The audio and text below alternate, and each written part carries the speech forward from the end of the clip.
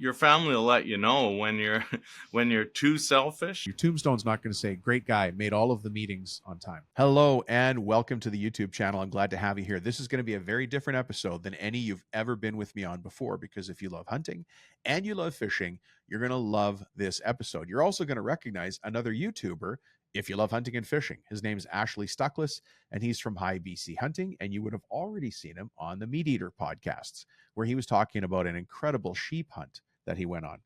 Now, I want you to stick with us today, because if you're a contractor and you're trying to balance the work that we do as contractors and also balancing getting out fishing and hunting, doing the things we love, and having a family, Ashley is an expert. He's a cinematographer.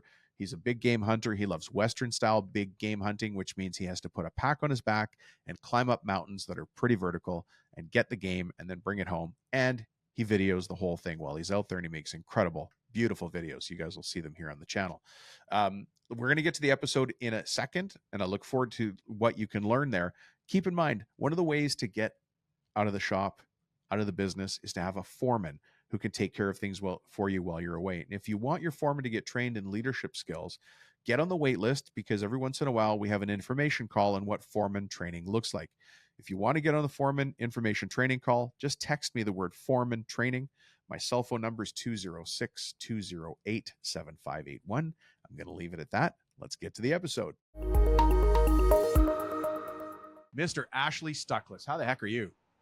I'm doing good, Dom. How you doing? I'm good. The last time I saw you, you weren't as nicely cleaned up and shaved. Well, I'm still a little scruffy. I bring it back with me. But yeah, we were in the backcountry last time we got together. Yeah, what a great hunt that was, man.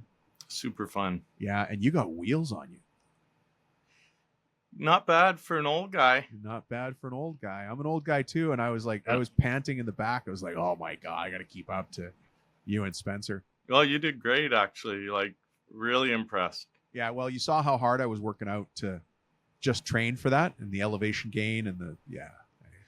Well, yeah, for sure. And I seen it in actual practice out there. It did pay off. So, because I wasn't going light on you. I was just putting a line, and you were right there with me. So it's going fun. On our, yeah, doing what we do. So far, people don't know who the heck I'm talking to, so maybe I should slow down for a second. Okay. You know, we're going to be talking to a bunch of contractors here today, and you're a contractor as well. You deal with big, civil projects. But I've got you here to talk about the balance, the work-life, hunting, fishing balance between that and being a contractor. But before we get to that, let me ask you a question. Can I?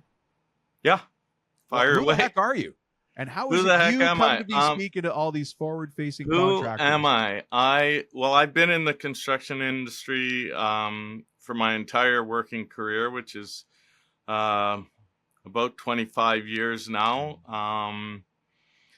I mainly focus on the oil and gas industry, and recently I'm doing sort of heavy civil structural projects in Vancouver here. So, that most of the skills are fairly transferable. I have an engineering firm.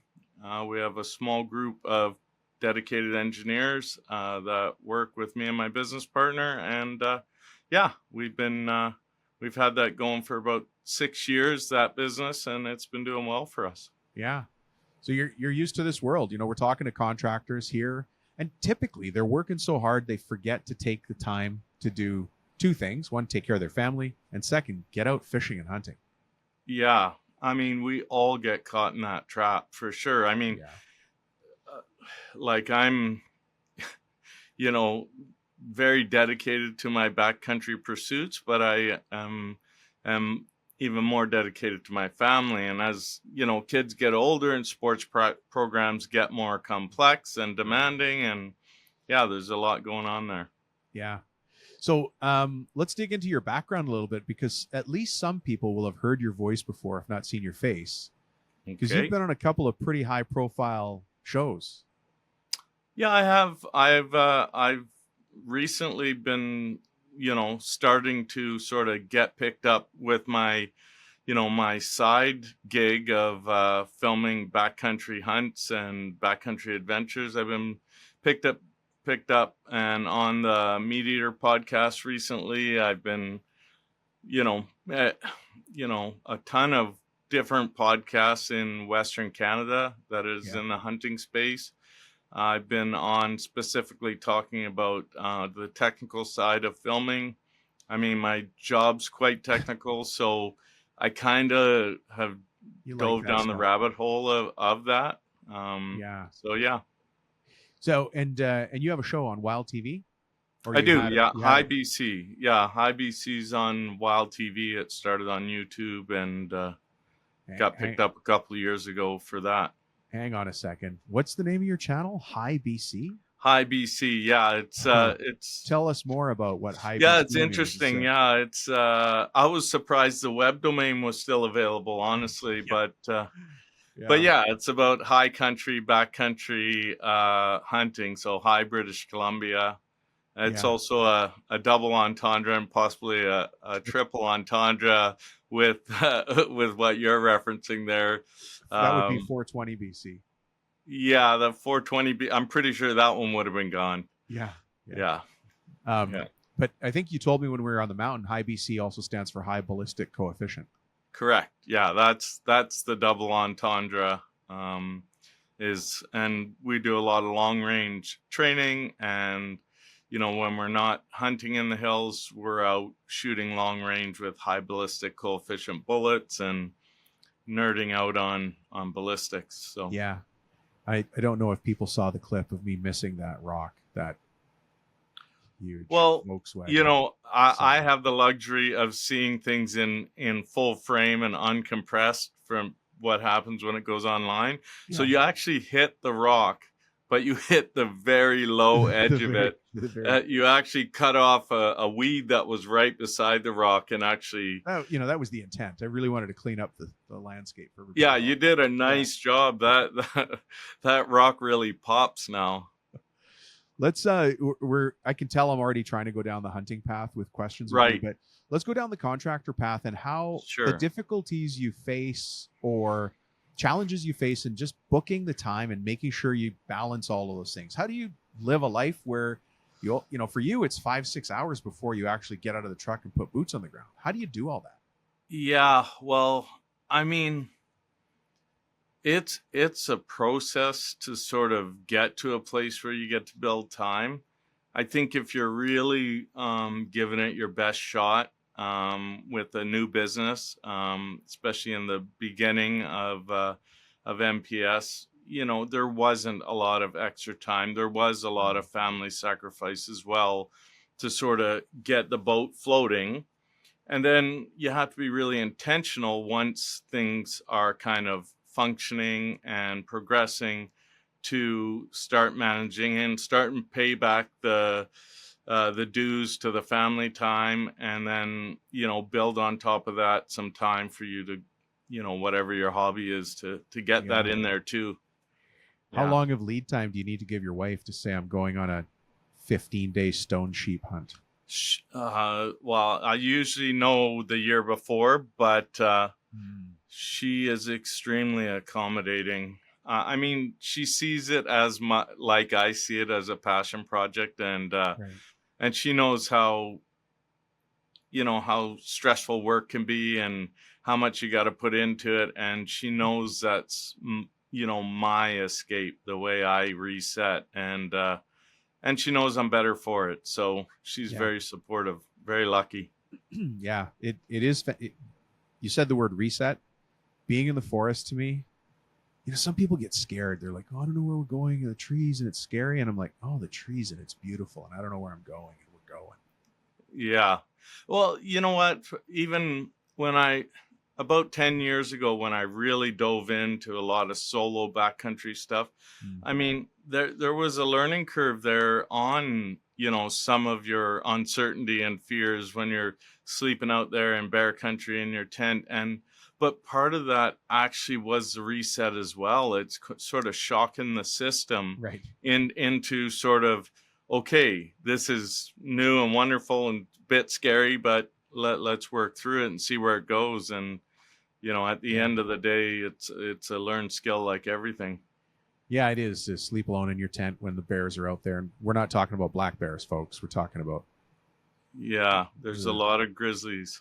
A lot of grizzlies. Where I hunt, we've got a lot of listeners in different places in North America, so different styles of hunting. You got Texas, and even Right. Texas has got a bunch of zones. So what Sure does they it do. mean to be a Western style hunter?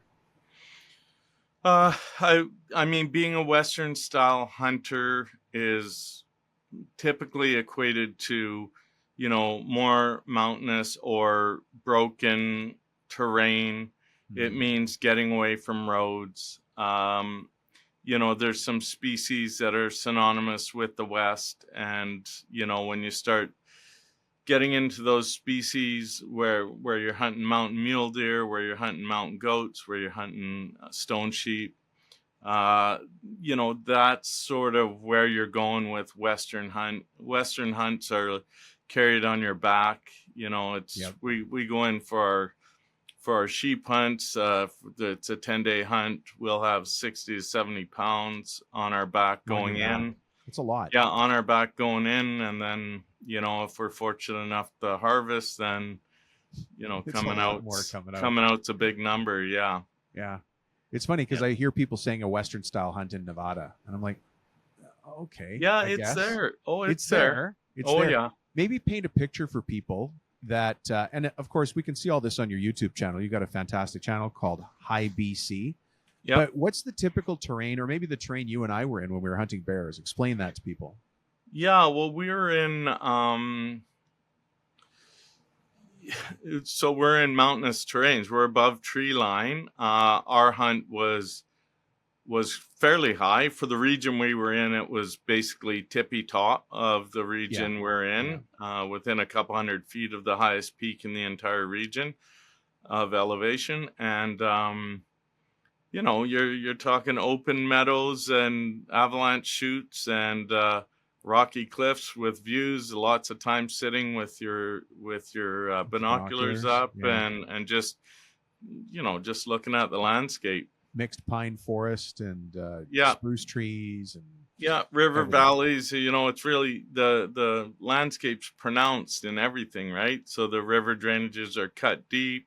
Yeah. The avalanche chutes are scoured into the sides of the mountains pretty hard. So, you're sitting up there. You can actually see how the top of specifically the mountains we were on, have been had their tops ground off when the glaciers had come through that area. So I think one yeah, of the it's fun. coolest things we had there was those coyotes that we saw running across the landscape. It must have been That was really maybe neat. half Yeah, a mile away chasing groundhogs, and you could just see them streaking across the landscape. for sure. That was really cool. And you don't see them a lot in the high country. We heard them earlier that morning too, and then I was fawn calling them. I know, and I thought it was a fawn because I went to get water. Hey, so that's a good. I came back and I'm like, hey, did you guys hear there's a fawn calling and the coyotes were on it? I think the coyotes got a fawn. Yeah. Well, I was like, no, I was the fawn, and I was just trying to pull them in because it was super foggy. But no luck pulling them in then. But they came up through, which they may have still a couple hours later felt they needed to come and sweep that area to look for that fawn. So deep in the backcountry. So you're when you're preparing for a backcountry hunt, all of this stuff happens at home while you're trying to balance, the life of being a contractor and all the invoicing and meeting job deliverables, holding people accountable. You're still getting your pack ready, right? You're still preparing everything. Yeah, it's preparing both myself, like whether it's fitness or doing rocking hikes and weight training. And fortunately, my wife is also likes to work on her fitness, so she'll join me. Like I'll change the hike to make it more accommodating for her because she doesn't love the steep and deep as much as I do. And but that's a way to make a small compromise of where I would choose to hike to get to spend more time together and still be building on getting the reps in. Yeah. And like you said, a ruck really, just doing it on flat ground is the same as or you not the same, but you still get a workout. It's similar. You get a workout, and it comes down, you're really focusing on certain body mechanics in your hip flexors and stuff that tend to let you down if you don't train before you do a hunt. Hey, listen, I And trained and my hip flexors just went wild that yeah, first day. I couldn't believe it. they can scream at you pretty hard when on the pack ends, right? That's what it's all about. You're working it, and those hip flexors start wanting to shut you down. So even flat rucking, or not necessarily flat, but more rolling hill kind of rucking, still builds in that muscle memory to keep you pretty strong in hip flexors and core. Yeah. Yeah. Yeah. So I learned a couple things on this trip, and I want to tell you what those things that the lessons I learned, and have you comment on some of them, because to you, I think it feels like it's just second nature to you. We're all learning. Yeah. Yeah, we're all learning. Well, if you remember, I was worried about my gear being dialed in. Right. You were. Right? Yes. I was really worried. I got a new pack. I got like a Mystery Ranch pack, and the pack was fine, but I wasn't dialed in on the pack. Right. And then the stove, I have a different kind of stove than the one I brought, and I'm totally comfortable with my other stove that's good for colder temperatures. But that zip boil, I think it's called. Yeah. Zip boil. The jet boil zip. The jet boil. Yeah. Sorry, the jet boil zip. Yeah, when you're preparing for the hunt, how much prep? Because you're still working, you're still running a contracting business. How much time do you dedicate to research while you're at home on all of these new tools and gadgets and making compromises on weight? I gotta, honestly, I'm a nerd about all that, but I also fit it in with time. The family's always doing things, always dynamic. If I get a half an hour, it's never wasted. Right. I don't take a half an hour and just kick my feet up and throw on the boob tube. You know what I mean?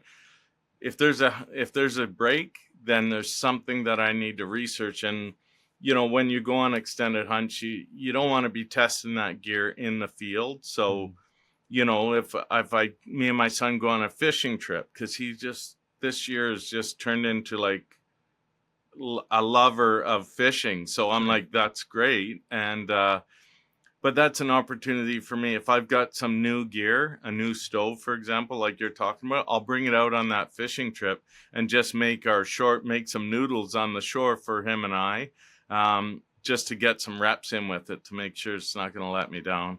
Yeah. It's funny you mentioned making noodles on one of those stoves. Or my son loves it when we make noodles, like Mr. Noodles, on 3 rocks and a couple of twigs. When I just start a fire, he thinks it's the craziest, greatest thing ever. And that's what he talks about, because most of the time we don't get anything when we're hunting. We're out there, walking with a gun. Sure. But the noodles, always a standout. The hot chocolate, always a standout. Yeah, for sure. And that doesn't end. Like if I'm at a late November hunt and it's well below freezing, and I push it through the morning, and then it gets to that 11 o'clock mark, and I'm like, it's time for nice hot noodles on the side of a snowy hill. You know what I mean? And it's at home I won't have it. It just doesn't even. But out there I can't do without it. And I feel like a kid. It's what I loved as a kid noodles, too. Not worrying where it's going. It's just all. Yeah, for sure. Yeah.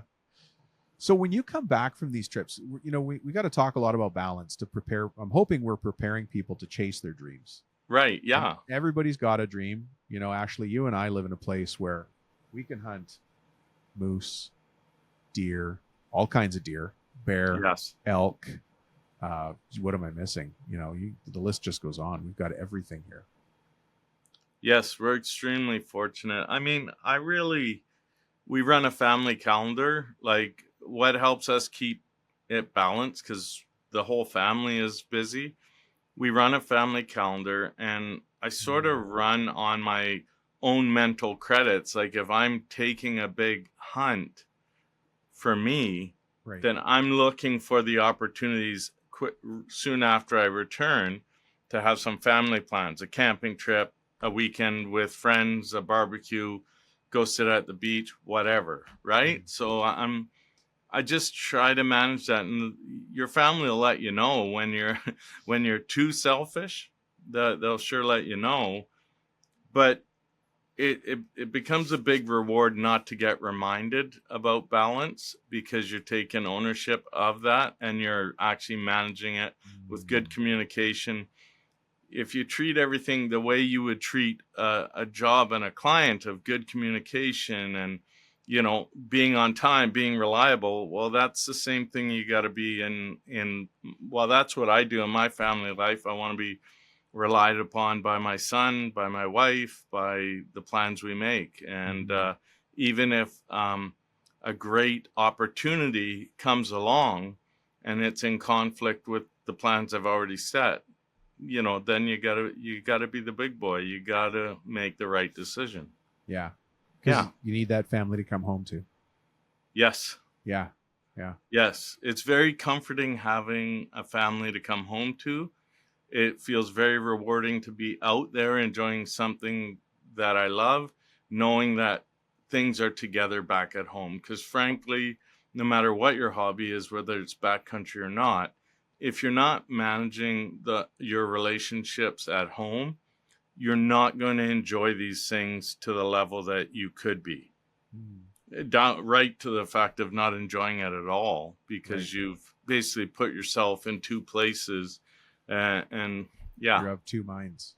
You have two minds. Yeah, for sure. The hard part of contracting, and I suppose it's no different than any other career choice, is that we're making commitments to people to build, fix, or remake something, and we're held to our name, right? We signed something or we agreed to do it. And so there's a lot of accountability there, and we can get wrapped up in that, working until 10 at night, and getting is on the other side of the door waiting for you to come out and hang out with them. And I think even in some of those things are necessary. There's no question about it. Early on, when you're putting together a business, or you're a consultant or a contractor that's, got a number of clients, or you're trying to fill out your Rolodex with your clients, that you're going to have to make some sacrifice at that time that you're going to have to make up.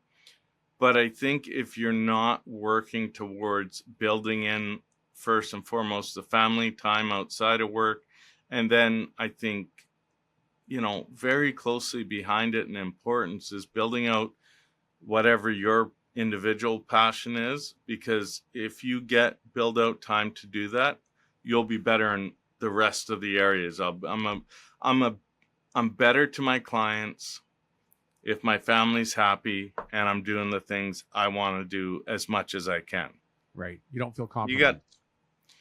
You got to be realistic, and the scale's gonna shift. But if you just get in that rut where it's all about work and it's 10 o'clock every night, you will actually burn out. You will damage potentially your relationships, and you certainly won't be doing any passion or individual pursuit. So, yeah.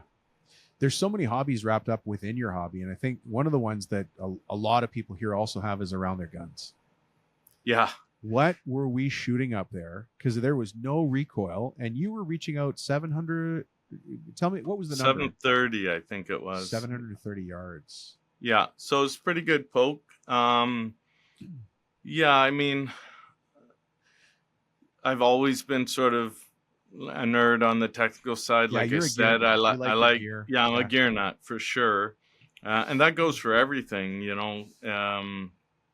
but, with these rifles, it's been sort of noticed in the community that I'm a bit of a gear nut, and, that I like to zero down specifically on firearms and ballistics. And then, so I got picked up by Fierce Firearms as a sponsor. Right. Which is a U.S. company that builds some really nice rifles. So, they've sponsored the show. I manage their Canadian social media, so that's more time stuff too. Yeah.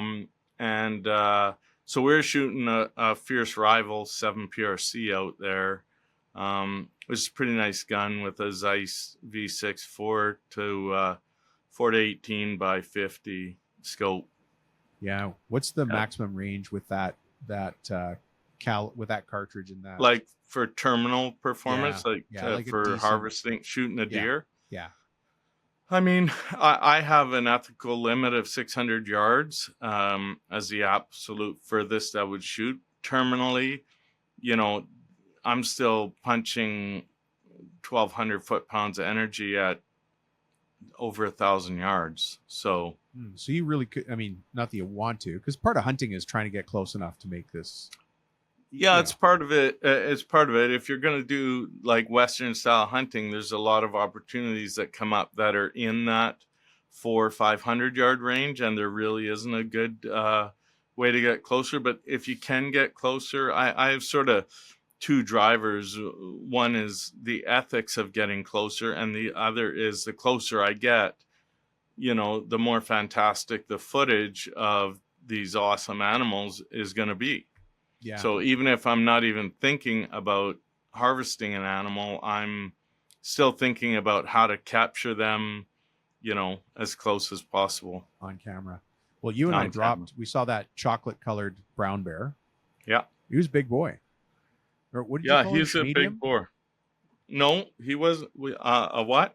Did you call him schmedium or? No. Schmediums, we don't go after schmediums. So a small medium bear, we don't go after. Right. He was more of a marge, but he was closer. He was on the bottom end of a large, actually. Okay.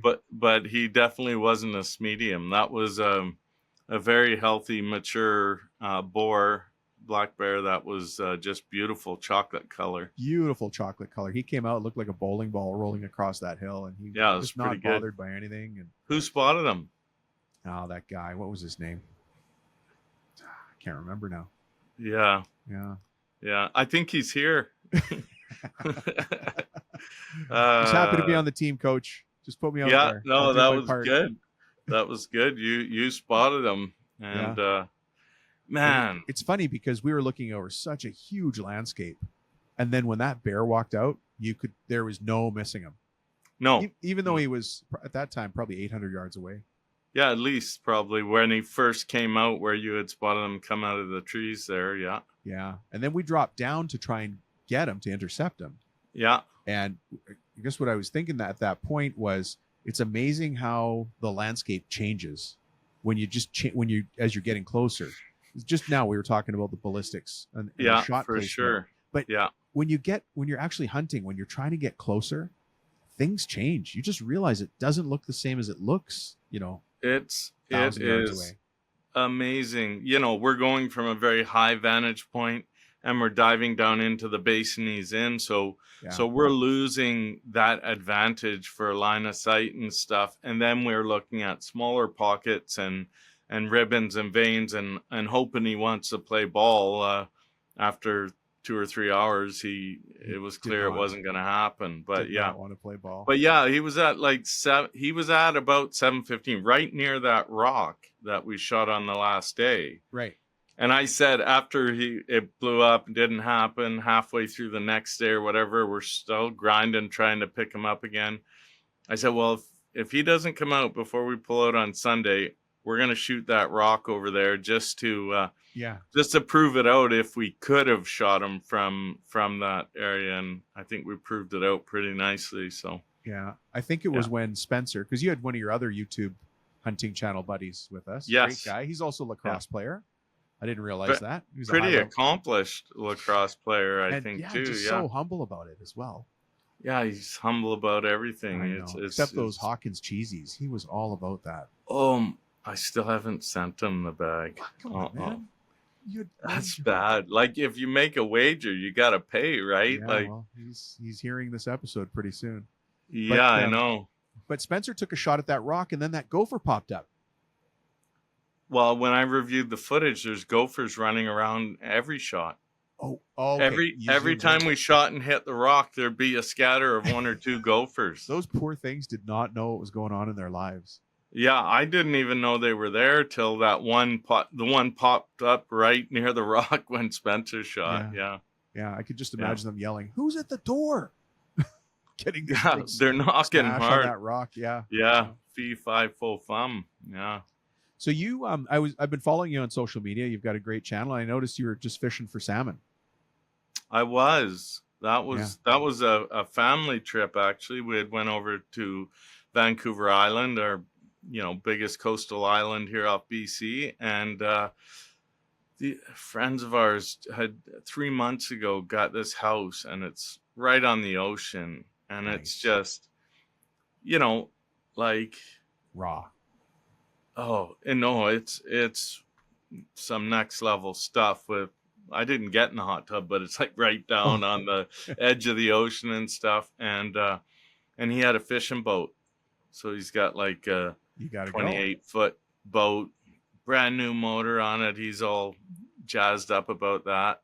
Yeah. He's a drywall contractor, actually, a pretty successful one on the island. Yeah. And anyway, we proceeded to go out. We went out on a shorter trip with the family because it was a little rough. But we set some prawn traps, and we caught You caught a ton of spot prawns. I think it was 180 spot prawns we had there. Oh, that's a feast. We only had like 20 or 30 more we could have got legally on our licenses. Yeah. So yeah, it was pretty amazing. And then, so the family, they had other kids and friends that were all visiting. There was a big get together. So me and Grant got to go out and really focus on fishing. And we just cleaned up. Like, we were catching Chinook or kings. And so we limited out on that, one a piece. And then we've got a couple coho a piece that we could keep that were hatchery. And then a rockfish each that we could keep. Yeah, I saw the rockfish as well. Yeah. And then we caught about, 20 or 30 additional fish that we just released while we were trying to find the slot limit legal guys. So yeah, it just living on the West Coast, we just are in the hub of all the greatest hunting and fishing. We really are. It's a treasure, man. Yeah. So tell us some of the species you've hunted, because people out there right now are very curious, and then also tell us about what you're aiming to go for in the next little while. Okay, sure. So I'm deeply in love with mule deer. So I pursue mountain mule deer every year. But I hunt whitetail as well here. And then we have Columbia blacktails, are a subspecies of mule deer that's in our coast mountains, which are really fun, really difficult to hunt. And then I've put in quite a bit of time over the last couple years, especially on elk. On Rocky Mountain elk, and then I sheep hunt every year as well. This year I didn't go stone sheep, but last year we doubled on opener. We should talk about that for a minute, because you did a feature film at the sheep show. I did, yeah. They did a screening of it there. The show is called The Highs, because the show I did the year before in this same area, stone sheep hunting, was called The Lows, because I had actually missed a ram at 200 yards. And this year, which was really heartbreaking, like we all together, I think it was probably 80 or 90 kilometers this year, and that was about 120 kilometers that we hiked for the 10 days we were there. You're crazy. You and I were talking about how far you hunt. Yeah, this is far. Like, the float plane dropped us off, and it was about 18 kilometers to where we set up our tents. So you were already in the boondocks when you started hiking. It's not like you just left the Alaska Highway. Yeah, I didn't just leave the Alaska Highway. No, we had flown for 1 hour in a float plane to a small lake. They dropped us in. Yeah. And then a lot of people, once they do the float plane thing, they're looking for a lake near the sheep hills. Well, there were sheep hills right around the lake, but we had done a bunch of desktop, got some help from a long seasoned sheep hunter friend of mine about some of the hunts he did there over the last 30 years. And he hadn't been there for a very long time, but he said, he gave me a couple tidbits, and then we did the desktop on it.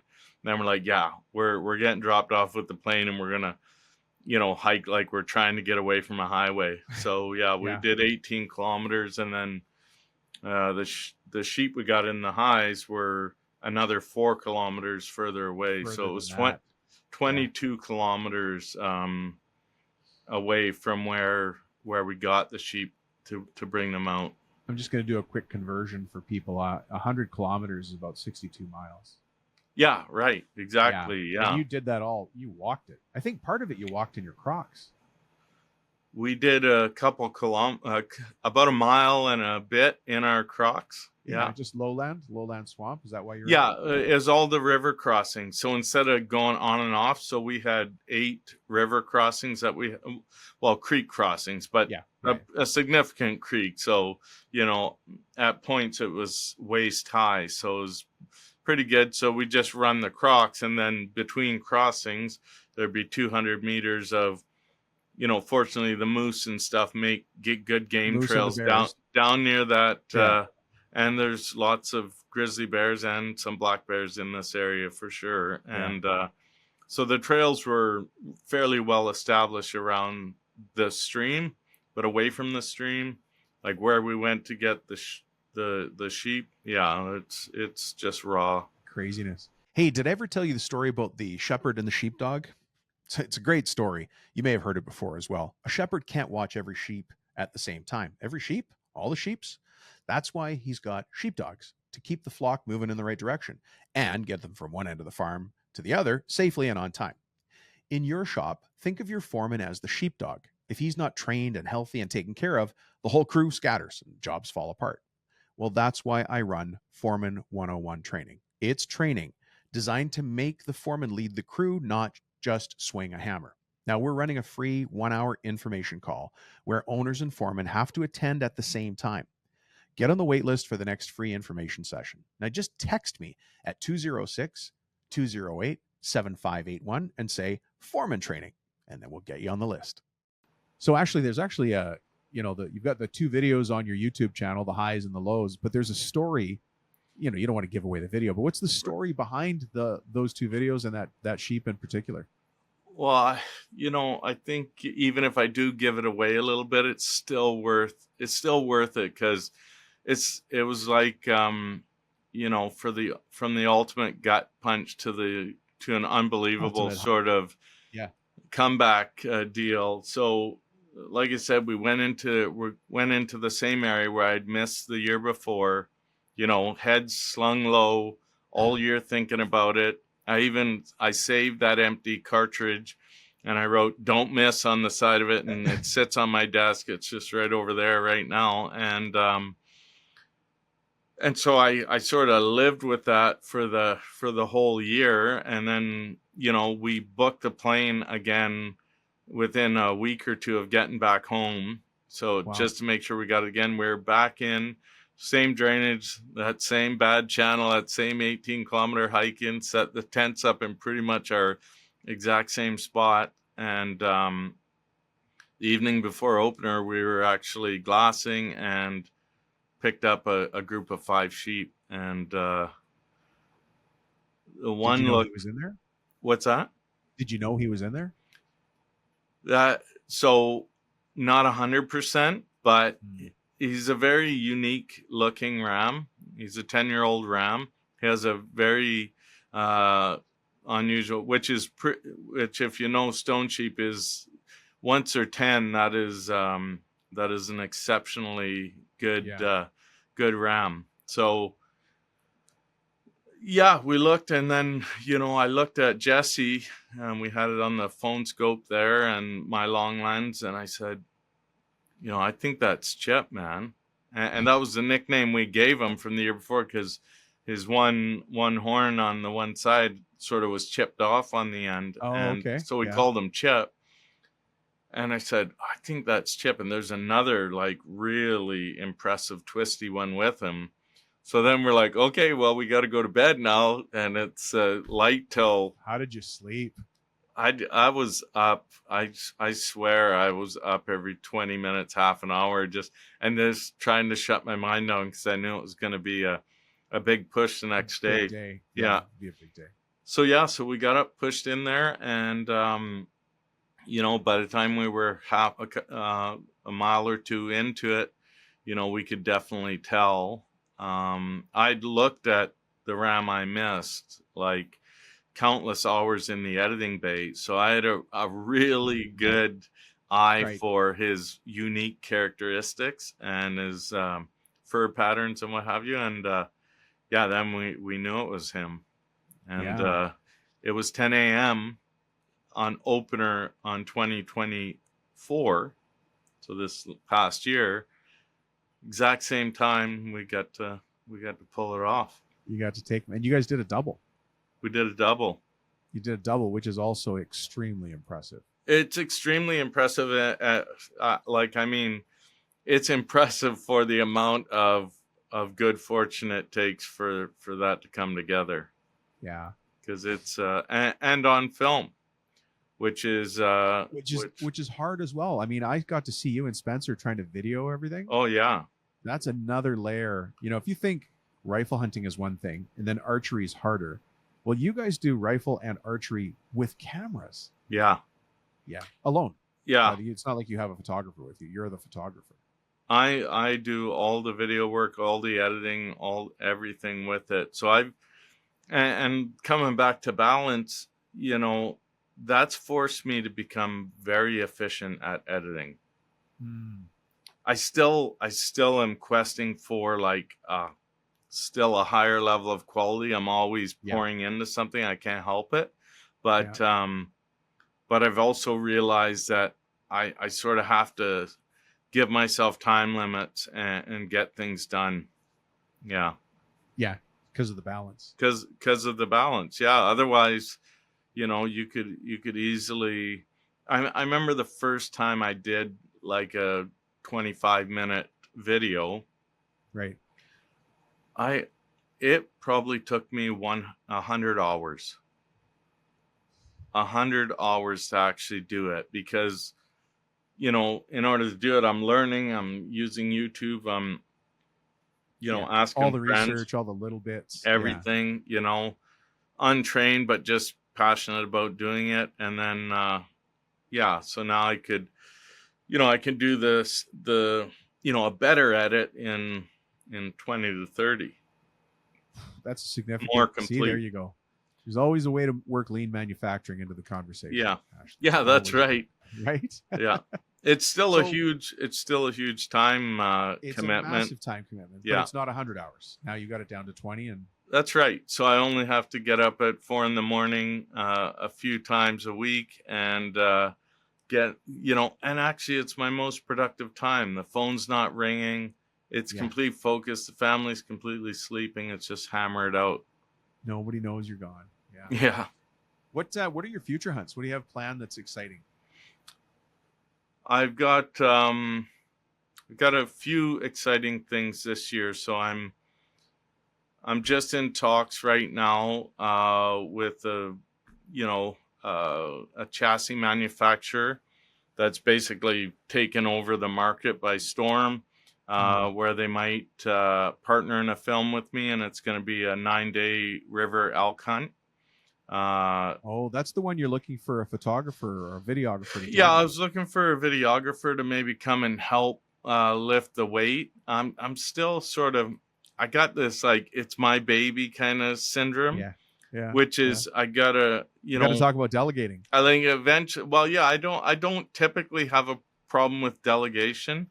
It's just with the I run High BC like a tight little business. It's not a huge money maker, but it certainly pays its own way.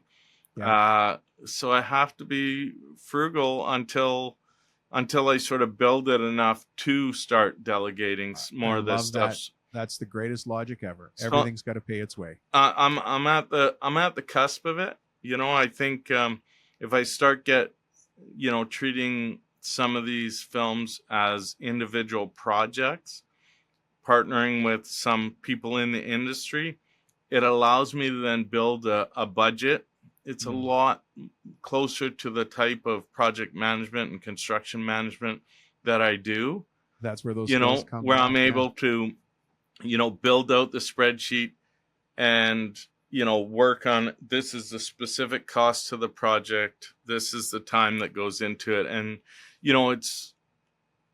I wouldn't have those skills without the other side of my life, but that's making it more real. And then that's putting perspective into looking for cameraman and stuff, because I want to understand the cost of that from the market options that are around me here, instead of just taking a guess. And then I've got real numbers to put in there, and then see if the budget can stand it, kind of thing. Yeah. Where my mind went first was the opportunity cost. Right. Because I can't afford to have a videographer who's not going to cut the mustard, because it's so difficult to get to the backcountry. It's called the backcountry for a reason. Well, that's right. Like that, it is not.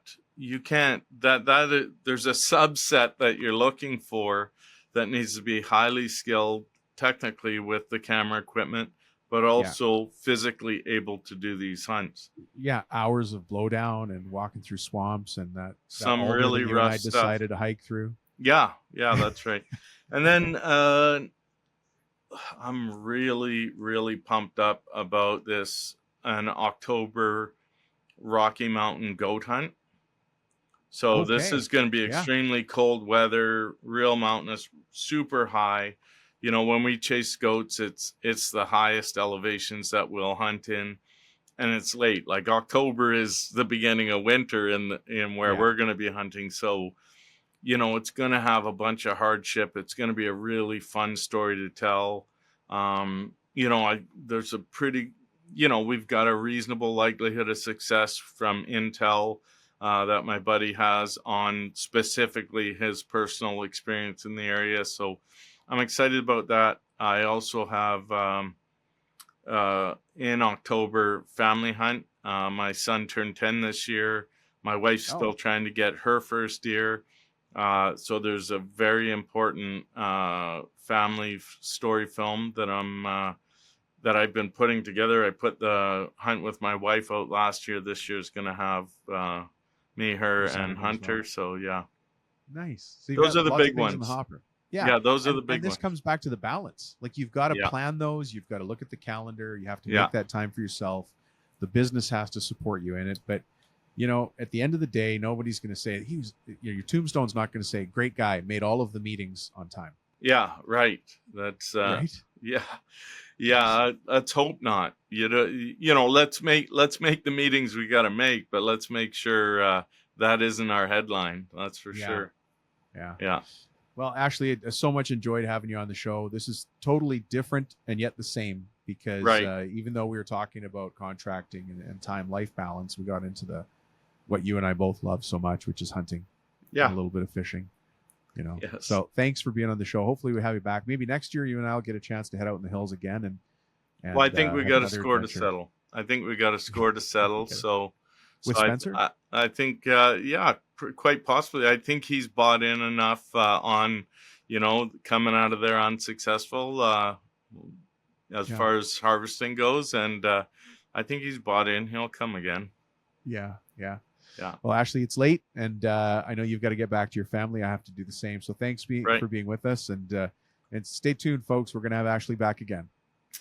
Thanks. Oh, hey, hold on. Before I let you go, remind everybody how we find you, because that would be a shame. Yeah, right. So if you go onto YouTube, find us High BC Hunting. If you go on Instagram, it's high_BC_hunting. We also have a Facebook group. It's got about, over 9,000 people in it. It's a real friendly place. So if you're interested in hunting outside of the contracting world, come join us on those platforms and join in. It's a real friendly place. And you do backcountry hunt training. I've been on your webinars before where you're walking people through how to pack and prepare. And yeah, that's a new thing this year. So I think it still needs some polish, but I think the messaging has resonated well, because I did the first one with the BC Wildlife Federation, and then a couple other conservation organizations asked me to come out and present live for a group of their members. So yeah, it's growing. I have to ask, what was the name of the video that you and I are in together on? It's Spring Bear 2025.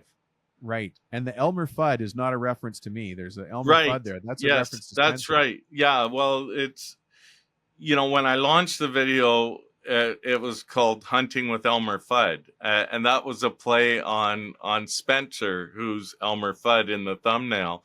Right. Um, it's kind of a running joke between him and I. He wasn't supposed to be there, and it just came together that he was. So every chance I get, I like to take a little dig at him. Yeah, take digs. But that's what it's like to be out there with the boys. You got to have fun, right? Yeah, for sure. But it's Spring Bear 2024 4K, and it's just has Bear Hunt, me, Dom, and Elmer Fudd on the thumbnail. So, yeah. I love it. Yeah. All right. Okay. All right. Now we will wrap up. Thanks, All Ashley. right. Have a great Cheers. night. Yeah, you Okay. too. Thanks. Bye-bye. Bye-bye. Well, well, well. Mr. Ashley Stuckless, thank you very much for joining us and sharing your wisdom, the wisdom of being a contractor who's balancing his passion, his hobby of being a great hunter and a fisherman as well. I learned so much from you up on that mountain. It's incredible. We had a ton of fun. We got to meet Spencer from True Tine, who's another YouTube channel on hunting. And this Western style hunting, especially the alpine hunting we do here, is so different than the rest of the country. Well, the continent gets to do, both the United States and Canada. I don't know about Mexico. I'd imagine it's very dry. But up where we were it started out really hot and it got really cold when we hiked into the alpine and we saw that beautiful chocolate black bear. For those of you who don't hunt, that was not a black bear made of chocolate. That was a chocolate black bear, chocolate colored black bear. Ashley, I appreciate you sharing your insights and your thoughts, and I could hear you formulating those things as we were talking about how do you balance being a contractor with being a good dad, a good husband, and also running your business and having time to go hunting and fishing. And I appreciate you sharing that because a lot of us need to hear that message or found some inspiration from you in that. Folks, if one of the reasons that you can't get balance in your life is because you're always tied to work and you barely make it home for dinner anyways, and you're breaking promises to your family, you need a foreman who's better trained. I'm not saying you've got a bad foreman. I'm saying you need to give your foreman better training. And we do that here. If you're interested in finding out about foreman training, send me a text message. And that way you can join me on the next information call. If you want to be on the next one, just say foreman training, text me at 206-208-7581.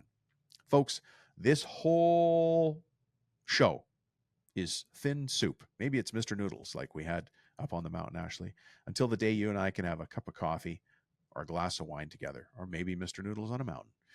But until then, folks, I really look forward to meeting you one day. Have a great one. We'll see you on the next episode.